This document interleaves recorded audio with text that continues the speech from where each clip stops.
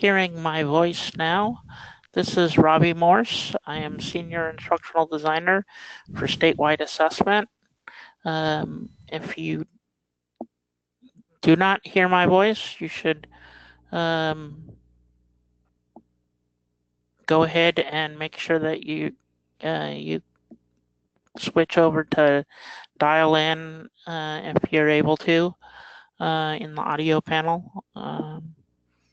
And you can always call GoToWebinar support at 888-259-8418. You do not need a camera or a microphone today. To ask questions, we'll use the question panel. So I would ask that you go ahead and locate the question panel in your GoToWebinar control panel. And then just go ahead and send me a message that says, I can hear this, or something like that.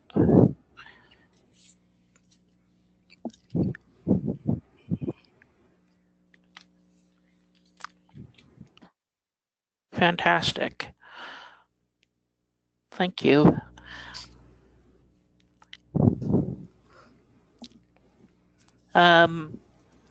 This is being brought to you by National Distance Learning Week and our celebration of that.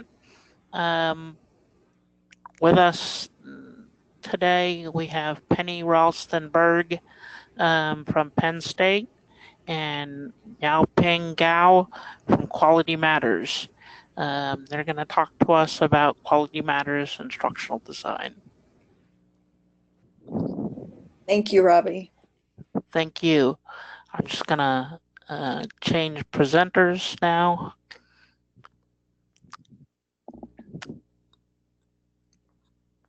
There you go. Okay. Can everyone see our screen? Quality Matters Instructional Design. Yes. Yes. Okay. Thank you. Yes.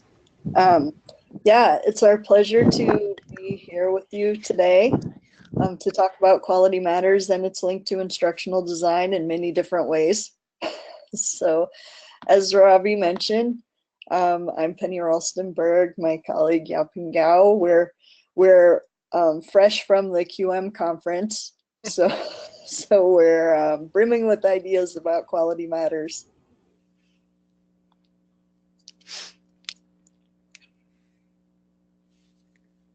And Yaping can talk about our, did I go backwards?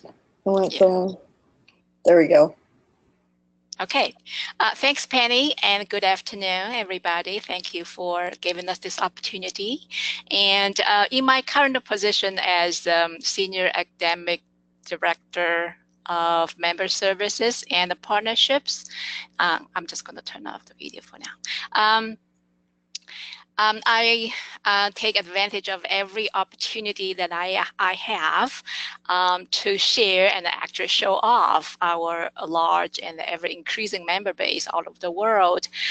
So if you can see the map, we currently have over 1,150 member institutions all over the world, and that's not including individual membership. We have over 200 individual membership as well. And of course, the majority, I would say, even, over 90 or even 95% of our members are in US and Canada. But, we are reaching out. So the biggest international member, the country is Canada, and followed by Saudi Arabia and Australia and China. And we have one out here and there. We have in Mexico, Colombia, Jordan, and Japan, Vietnam, Fiji, etc. And we are currently working with quite a few institutions in South Africa. So hopefully they will be joining on board soon. And if that happens, the only continent that we have yet to have some members is Europe. Interesting, isn't it? I might want to add that Ivy Tech Community College is really among a small group of member institutions that has the longest membership and commitment. So Ivy Tech joined the QM in 2010, I think, and then you have been senior representatives, to our conferences over the years, and we have been very impressed that you have a pool of over 40 peer reviews and quite a few master reviews as well, although there might be a few of you that has their role already expired. And according to our data, you have sent quite a few dozen courses for internal and official reviewed. And collectively, the peer reviews from Ivy Tech Community College has participated in 270 course reviews. So it's really very impressive. And I want to thank you for your continued support. Penny, you want to go to the next one?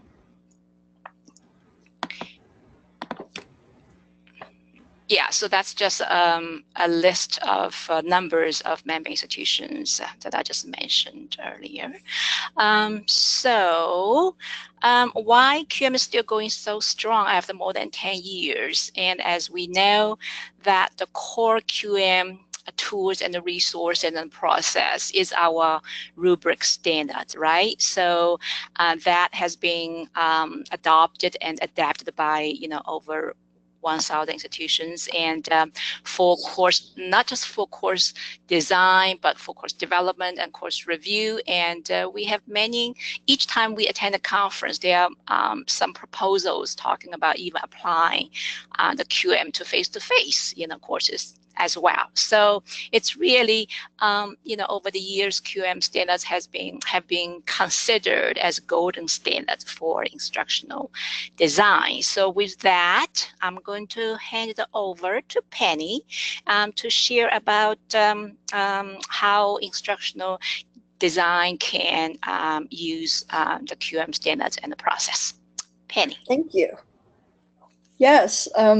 As we're thinking about all of these member institutions who use QM throughout the course design process, course development process, I wanted to share this high-level life cycle of online courses. So usually when we're thinking about developing online courses, putting courses online, it begins with program planning. New courses are designed and offered.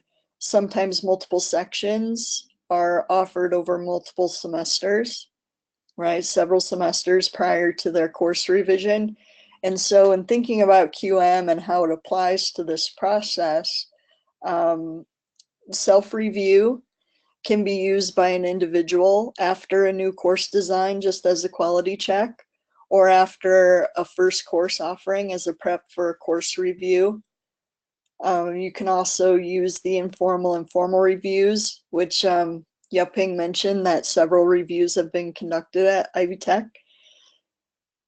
So the informal and formal reviews can be used after first offerings or subsequent offerings to gather detailed feedback and recommendations from a review team, right? Moving beyond the individual to a review team.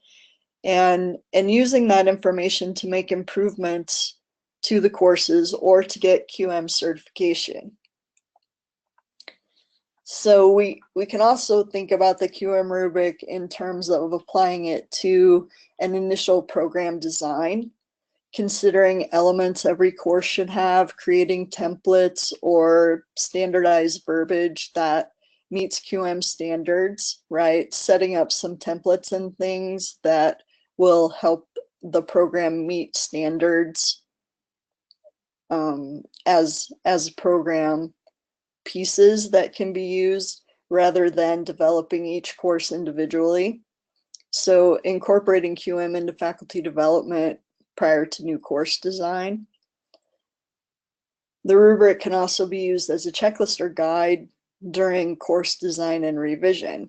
So what we're really talking about here is, can the rubric be applied before courses are developed, before courses are revised, to increase their effectiveness and their success later in the process.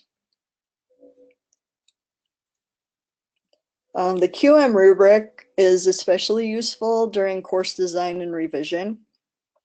The rubric and its recommendations, its standards about defining objectives and mapping alignment of objectives to activities and assessments and materials. We can think about tracking and planning the interaction that's in an online course, making materials accessible to all students, and considering usability. And all of these things really, within the QM rubric, provide a solid instructional foundation. And so you can see a clear link between QM and the course development process, especially for newer revised courses. And I included this resource here. New Mexico State University just released a course developers guide. And so if you're looking for examples of how certain statements or items can be standardized and then applied to all courses across the program, this is a great resource.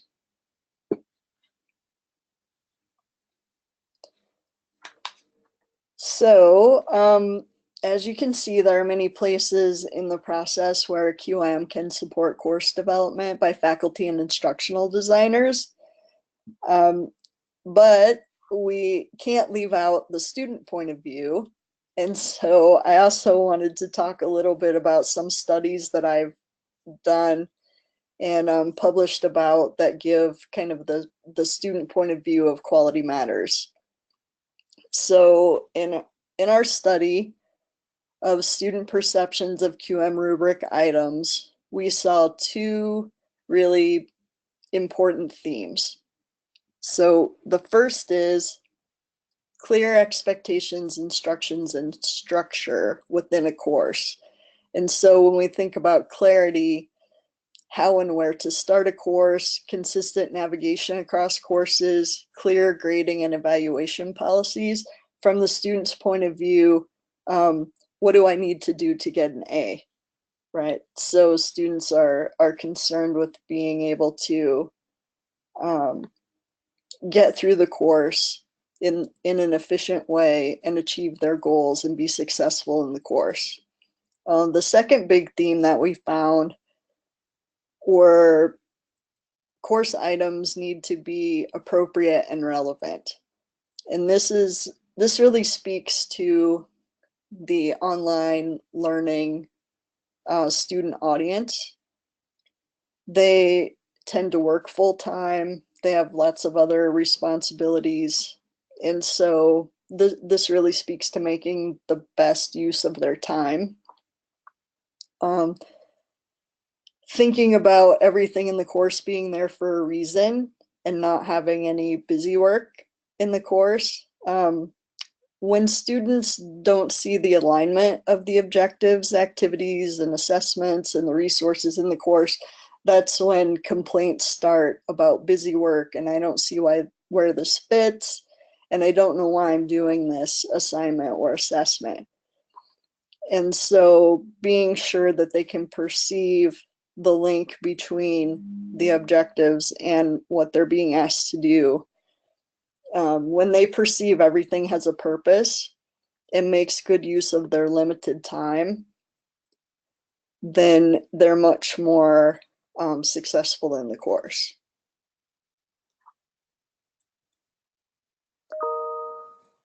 Another aspect of student perspectives, we took a deep look into different types of students, and we saw that perceptions change as students take more online courses. So in this study, We categorize the students as novice if they had taken less than 3 courses. These students are new to online learning. They've not experienced many course designs, and they may still be developing their personal method or practices for taking an online course. Intermediate students have a little more experience in how to learn online, and the expert students who have taken 7 or more online courses, they probably have completed or nearly completed a certificate program, or they're well into a degree program. And so that gives you an idea of how we broke down the level of experience with the students. So looking at the results, there are significant differences between novice and expert students. So novice online learners felt that having etiquette guidelines clearly stated was more important than expert learners. Experienced learners rated several items as more important than novice, and those were introducing oneself to the class, clear expectations for interaction, and the ease of navigation. So the novice students may not see the value of the course community and may not be aware of what they need to be successful.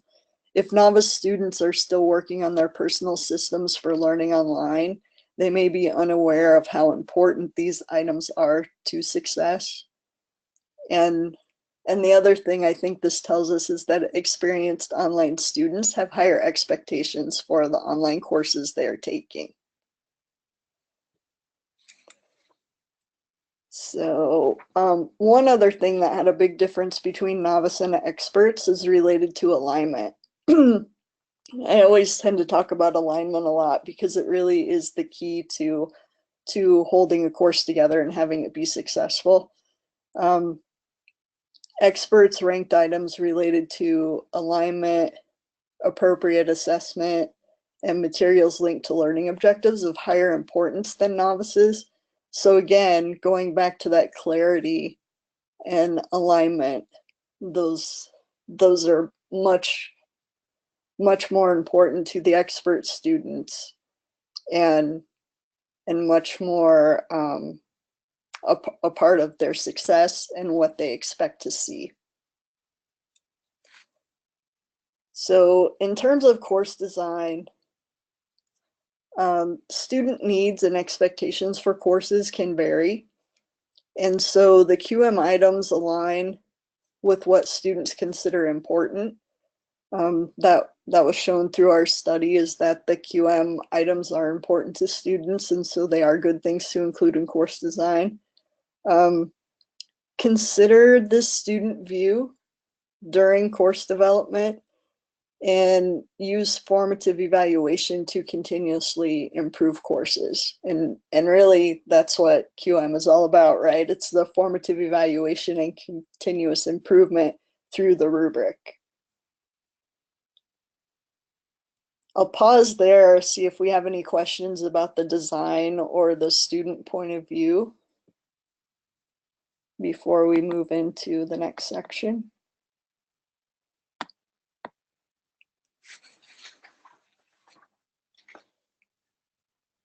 Okay.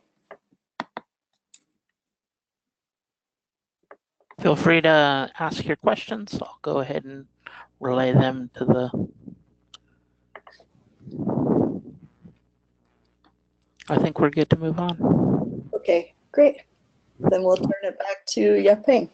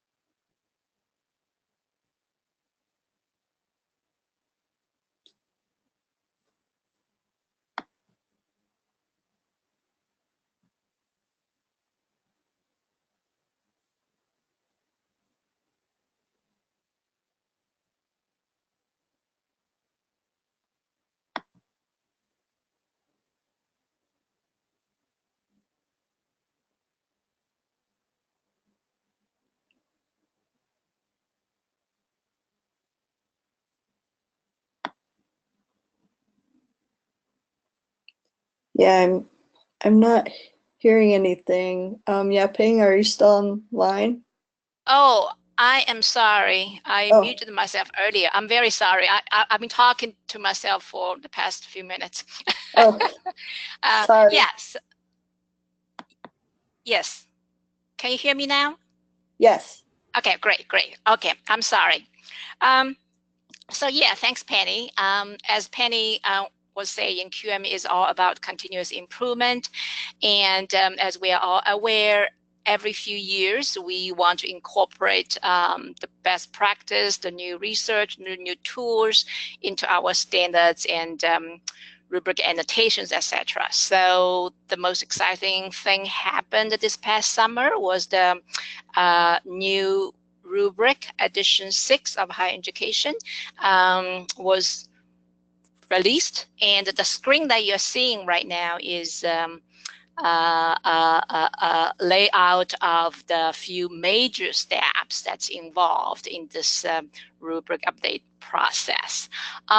Although we often say it is a year-long process, a 1 year-long process, but really the research and all the analysis, those take time. That actually happened even before the 1 year rubric updating process, and I will share a bit more. And step number 2 is we want to put together a rubric committee, and we try to have a very balanced committee members, and I will say a few words more. And then the next major step is really PD, professional development. And as you guys are aware, I've seen earlier that Ivy Tech Community College overall, you have over 400 faculty and staff taking some sort of QM PDs. So I'm not sure if you're aware, but QM actually offers about 130 unique professional development workshops and courses. And because the rubric was updated, it actually impact 80 out of those 130 workshops and courses. So it really takes a lot of work. And then the review, once that PD is down, we also took this opportunity to actually improve our course review management system. And of course, you know, we need to have this rubric workbook published. So there's lots of internal work following that. After all this work out, then we have to prepare how to communicate to the QM audience because they have been waiting for the new edition rubric. So Penny, if you can move on, I can talk a little bit more about each of those process. This is a list of the full rubric committee. And if you look at the names, other than me, myself, and the number 2 on the list, Brenda Boyle, and she is the Senior Academic Director of Program Services at QM. Other than the 2 of us are co-chairs, and we are QM staff, but everybody else is really from the community. You know, from all of our member institutions, and we really had a very tough time achieving those because we had over 120 nominations and self-nominations, and a lot of them are very passionate. You know, they just wanted to be part of that, to contribute, you know, their experience. So it was a very balanced committee. Penny, go on. And this is a list of the members in the Legacy Committee. And this is composed of individuals who have served in the past in QM rubric revision committees. And quite a few of them are really are founders of QM. So their input is very helpful because they have a historical view of how the rubric has changed and evolved over the years. So it was really good to have their input. And as I mentioned, the first step that's actually happened even before the 1 year process is we contract a member institution to do lit review, the most recent years of research into teaching online. I'm a teaching and learning. I'm in particularly, in the online education field. And we also sent a survey to the QM community, and you guys probably got that and completed as well. And then we did some course review analysis the past few years to see how actually the rubric has been used and how well it's being used for course reviews.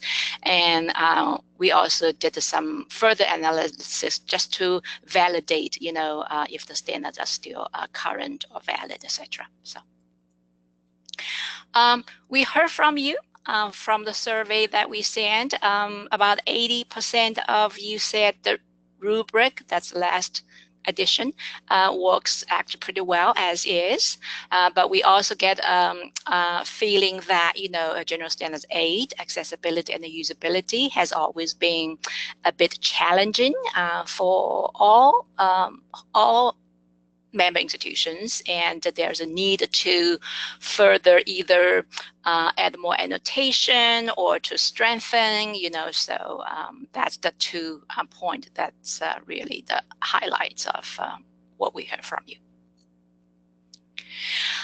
We did some course review analysis, and each year we have hundreds and hundreds of official reviews, and we probably have like over thousands of internal reviews. So the data that we use is actually only official reviews from 2014 to 2016, so about 2.5 years data, and that's over 2,000 official reviews. Go on. So as the course review data shows, over 50% of those official reviews, the courses met standards in the first round of review, and a little over 40% of those courses met the standards after some improvement after the amendment process.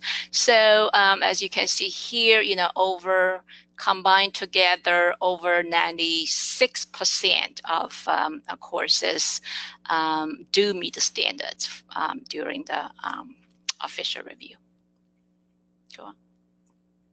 Okay, we also did some other analysis, and here's a couple of highlights. If the course is designed to meet QM standards, meaning the institution used QM standards to design their courses, then the course has a 70% or more likelihood to meet QM standards in the first round of review.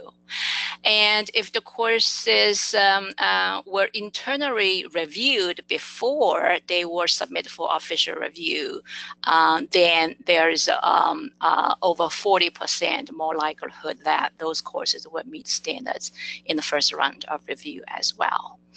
And that one, the last one, is probably very obvious. If institutions send their faculty and staff for some QM professional development, then their course review, the total scores of course reviews tend to be a little higher compared to the rest. So what's the difference between edition 5 and edition 6? You can see that the 8 general standards remain the same. Especially the headers for each general standards. I can point out that only, if you guys are careful, you can read there's only one word change in the general standards headings, and that is general standards 5. Instead of saying course activity and the learner interaction, we changed the course into learning activities and the learner interaction. And one other reason that we want to keep the general standard consistent is because, we have 5 sets of rubric, right? As you know, but the higher education is the base, is the foundation, and so we want to keep it consistent. Also, as I mentioned earlier, you know, we are reaching out to international communities, and we wanted this 8 general standards to stay pretty much consistent because they still apply. Specific review standards, the last version, I think there's one less, so the number is reduced from 43 to 42, but essential standards increased from 21 to 23, and the very important standards were reduced from 14 to 12, and the important ones will also reduce from 8 to 7. The total points possible, as we are all aware, and I personally have heard some quote complaints. The last edition, we had a total point of 99. That was not intentional, but this time around, we magically reached a total point of 100. So yay! That made me happy, at least. So again, it was really not intentional. Once the rubric revision was completed, we did the Delphi study. I'm not sure if you are aware, but that's a technique to reach consensus among, you know, a community. So we, you know, each of us would say, okay, this would be an essential standard, and that would be important. So we took around and around and around, and after the 3rd round, we all kind of agree on, you know, the point of value for each essential, specific review standards, and the total just add up, happened to be 100. So we all know about the 85% rule about QM. So now, in order to meet QM standards, 2 criteria. One is the total score needs to be 85 or higher, and the other is, of course, needs to meet all 23 essential standards. So that is the overall difference. Okay, Penny. If you guys all have the new edition rubric workbook, on page 8, actually there's a very nice and a concise page called What is New in the 6th edition. We spend a lot of time trying to highlight the major differences or improvement or updates on that page. So today I'm not going to read all. You can all read, but I do want to share just a couple of changes and improvement that we think are the most important ones. So for example, in General Standards 1, we now 1.6, we now actually add digital information literacy skills, because as we know, you know, all those kids, you know, they all use technology, but you know, that does not equal to their digital information literacy skills. So we feel that in order for them to be to do well in the course, if certain course in particular needs some information literacy skill, then the course needs to specify that. Another example is in General Standards 6, and in the new numbering, and that is 6.3. The old standard says, you know, the technology need to be current, and we in the past we have had quite some folks say, you know, what is really current? Is it the most, the newest? Is it the best? Is it the most expensive? You know, so, and also as our international communities are using the rubric, they have different translation of the word current. They feel, you know, not everything current is the best for one particular course. So instead of emphasizing the currency, we now say we want the course to show that it made efforts to incorporate a variety of technologies, including social media, etc., etc. So that's a new thing that we incorporate. And then 6.4, we feel, it is not feasible for the course or the faculty to actually assess, the how accessible those tools in the course. So instead, we feel it's more important from the student perspective, and everything should be student-centered, right? Learning-centered. The course needs to provide information to the students that how they themselves, can protect their data and the privacy. So we feel that's an increasingly important issue for us. Penny? So as I shared earlier in the community survey, folks feel that General Standard 8 is the most challenging, and particularly the old 8.3. We said, the course needs to provide alternative, ways of presentation, or for all people to be able to access, and that's really a very heavy lifting, as we know that not every institutions have the resource and staff to make everything in the course accessible for all diverse learners. So the committee spent lots of time on this one. So we decided that we need to have a baseline. So the baseline is that the new 8.3, we say that in the course, you should at least make the text and image, still image, be accessible. So that's why the 8.3 is actually an essential standards that we feel at this point, after years and years of online education, we should do that for all learners.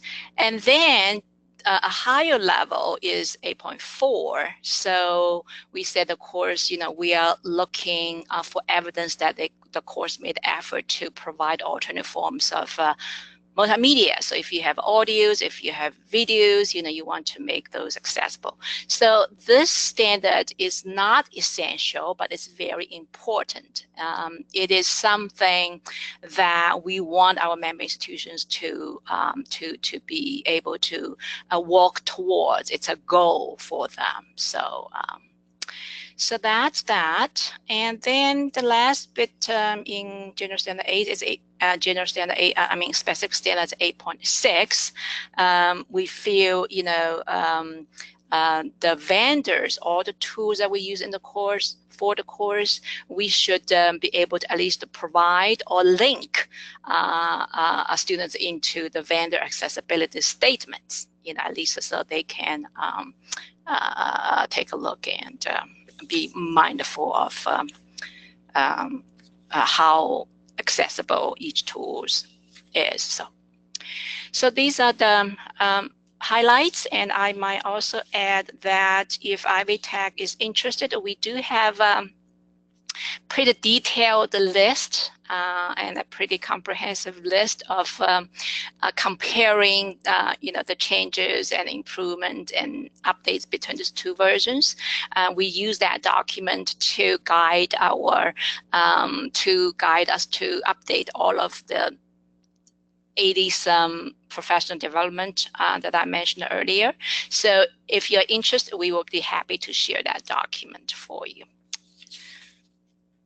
We can pause here if there are any questions about the updates or the new rubric.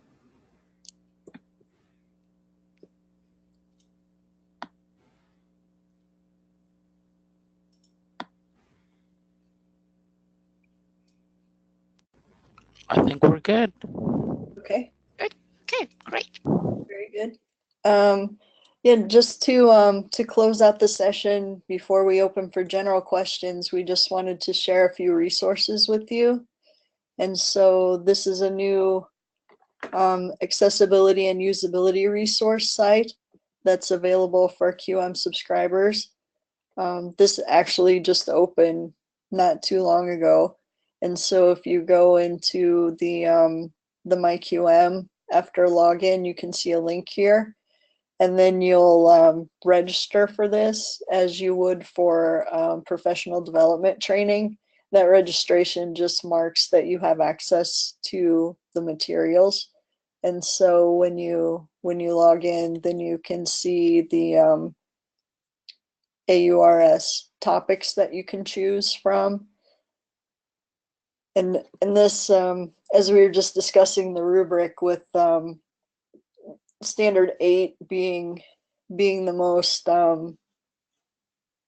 important, or people struggling with meeting standard 8, that was the whole idea behind this website. And so, Yaping, do you want to say anything else about the accessibility and usability resource site? Talking to myself again. Yeah, Penny, I think what you are sharing on the screen is really good, because it is open to member institutions, right? And it's really very detailed and very specific. So no, I mean, it's all good. It's thanks for sharing these. Yep. Yeah, this is something that we're definitely looking forward to digging into more. And then another resource, if there happen to be any instructional designers out there, I'm the chair of the Instructional Designers Association for QM, and that's a special interest group for designers within Quality Matters member institutions. And so if you'd like to join, we have a website. We're pretty active on Twitter, we're Facebook and LinkedIn. So again, if there are any designers out there, feel free to join the IDA. We have several professional development events going on throughout the year. We host Twitter chats, we hold webinars, and all of the professional development we do is free for IDs who are members of the IDA. So that's a great resource. And then that brings us to the conclusion. So do you have any, anyone have any questions about what we talked about, or QM in general?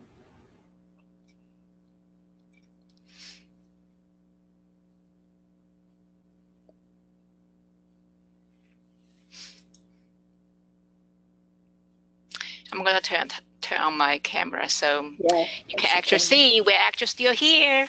Right. Come on, ask us questions since we are here.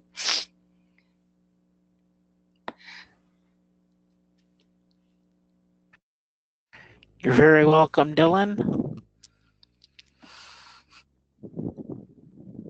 Sorry. Oh, thank you. Oh, thank you.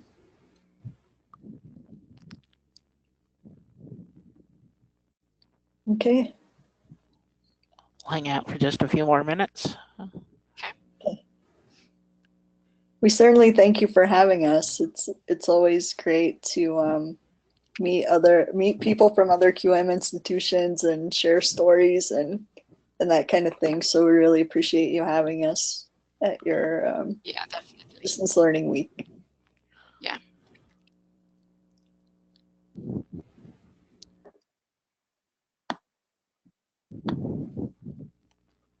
Maybe they're just typing.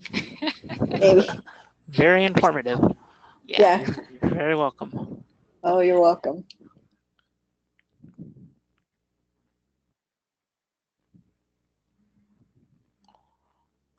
On behalf of the NDLW committee, I would extend a thank you to Yaping and Penny. Okay. Okay. Thank you very much. Okay. If there's no questions, you know, there was one question.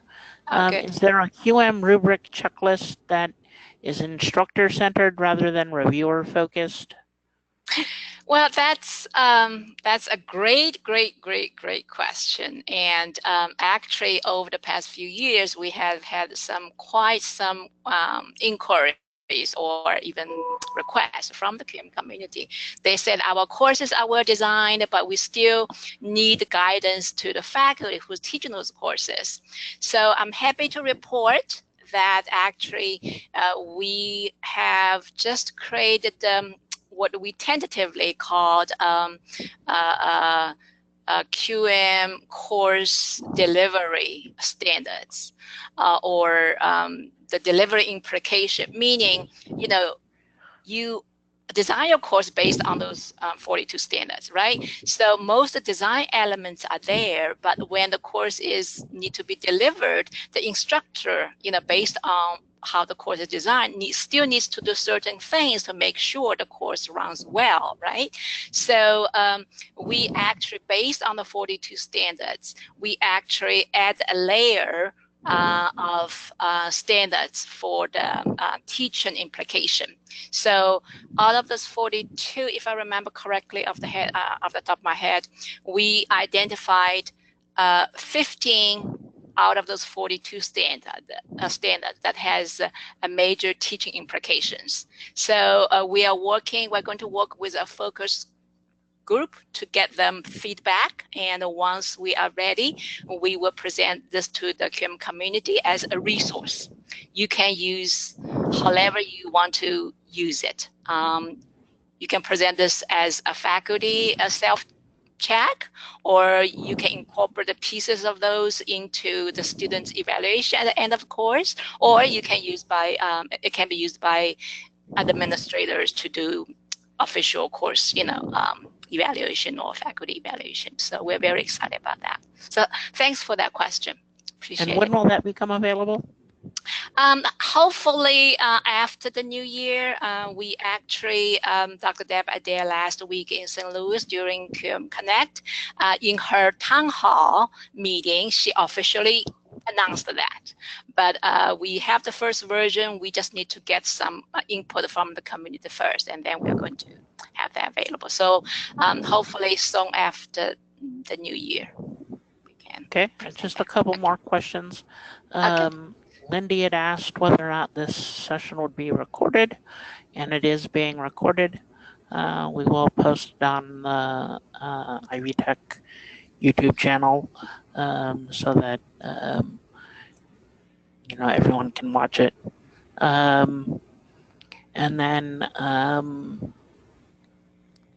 the other question came in from Jennifer, and she asked, what initially drew you to Quality Matters to become one? That's a great question, and a long and twisted tale. I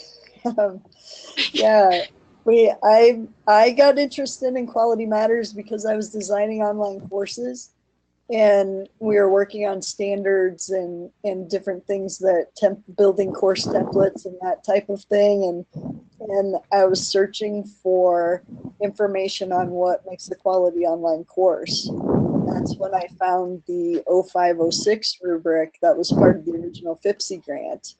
And I immediately became interested in that. And then as a designer, my next question is, this rubric seems to be based on faculty research and studies and publications by faculty. And so what do students think about it?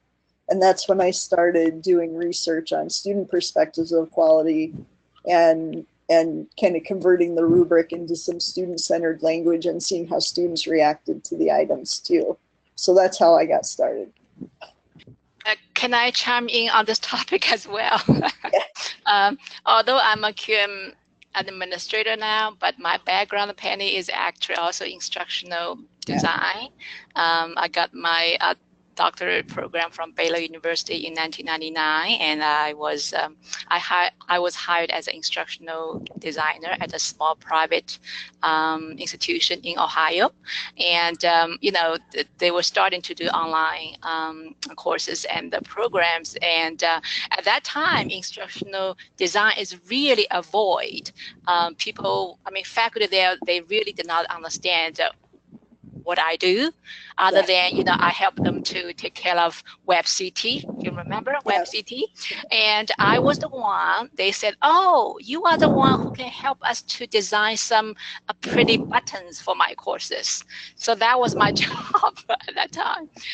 So, you know, so I actually got involved with QM very early on, probably in 2004, just after QM started. And I was like, there we go. You know, we do have to have some kind of, you know, formality standards. So I have been involved with QM over the years at different institutions as faculty, instructional designers, and then overseeing instructional design. So the best thing that I want to say is that the joy or the aha moment of a faculty who say, oh, now I get it. Because when I put a course together, I'm thinking about me. You know, it's all about me. Okay, I think that should be this way and that should be. Now I'm looking at it from a student. You know, so that was those aha moments. And I can tell you a story about that too. That's probably almost 10 years ago, if not more. I have one faculty, after her course has been improved with QM and QM certified, actually, she was one of my best champion faculty. 2 weeks into the course, into the improved course, she called me on the phone. She said, Yaping, something's wrong. I said, what is wrong? She said, 2 weeks into the course starting, I haven't got a student's email or phone call, you know, asking for certain things. Because it was no longer an issue. The course was designed logically. So she said in the past, you know, the first 2 weeks, all I do is answer students' question about, you know, what to do, where things are, how do I get started. But now she said, I'm so happy. I'm so quiet. And it's been quiet to a point where I feel like something's wrong there. So, yeah, so that's how I get it. Well, you can't go wrong with clear expectations. Exactly. Exactly. Does that answer your question, Jennifer? Yes, it does. Great. Thanks. Well, thank you once again, Yaping and Penny. Sure. Thank you. Ryan, I'll leave it up to you to stop the recording and close this out. Great. Thank you. Have a wonderful day, everyone. Yeah. Thanks, everybody. Until next time.